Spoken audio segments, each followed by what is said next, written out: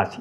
மகர ராசியை பொறுத்தவரை செவ்வாய் 4ஆம் இடம் மற்றும் 11ஆம் இடத்துக்கு அதிபதி. பொதுவாக மகர ராசிக்கு அதிபதி சனி, சனிக்கு ஜென்ம பகை செவ்வாய். ஆனால் உங்களுக்கு அது பொருந்தாதுங்க. காரணம், உங்கள் ராசியில் தான் செவ்வாய் உச்சம் பெறுவார்.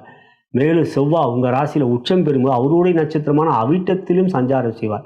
ராஜகிரகங்களும் பார்க்கும்பொழுது குரு, சூரியன், செவ்வாய், இந்த 3 கிரகங்கள் ராஜகிரகம். அது பார்க்கும்பொழுது சூரியன் தான் உச்சம் பெறுற வீட்டில், அதாவது மேஷத்தில் அவருடைய நட்சத்திரம் கிருத்தியில் பண்ணுவார். அதே போல் குரு அவர் உச்சம் பெறுற வீடான கடகத்தில் புனர்பூச நட்சத்திரம் வருவார். அதே போல் செவ்வாய் அவர் உச்சம் பெறுற வீடான மகர ராசி, உங்கள் ராசி மகரத்தில் பிறந்த உங்கள் ராசியிலேயே உச்சமும் பெறுவார். அவரே அவிட்டத்தில் அவர் சொந்த நட்சத்திரம் சொல்லுவார். ஆகையால் தான் இந்த 3 கிரகங்கள் ராஜ கிரகங்கள். இது ஒரு பெரிய ஜோதிட ரகசியம். அப்படி பார்க்கும்போது செவ்வாய் உங்களுக்கு 8லிருந்து 9க்கு வரார். 9ல் செவ்வாய் அதாவது கோச்சாரியை அமர்வது சிறப்பல்ல, யோகத்தை தரமாட்டார். ஆனால் 9ல் செவ்வாய் அமர்கின்ற பொழுது ராசிக்கு 8ஆம் இடம் சிம்ம ராசி. அந்த சிம்ம ராசி